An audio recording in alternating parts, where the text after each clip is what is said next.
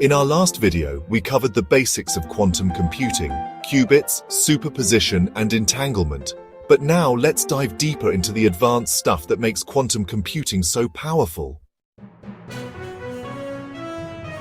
First up, quantum gates. Think of them as the building blocks of a quantum circuit. Unlike classical logic gates, quantum gates manipulate qubits using the principles of quantum mechanics, like rotation, phase shifting, and entangling states. This allows quantum algorithms, like Shor's algorithm for breaking encryption or Grover's algorithm for searching, to solve problems exponentially faster than classical computers.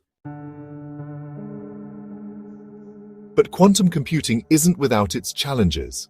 One big hurdle is quantum noise. Qubits are super sensitive to their environment, which can cause errors.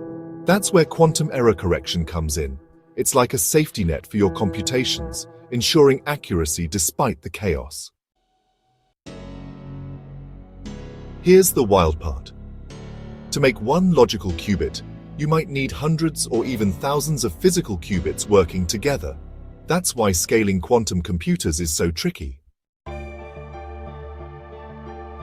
Quantum computers also require extreme conditions to operate, like temperatures colder than outer space. This is to maintain their fragile quantum states. And then there's quantum supremacy.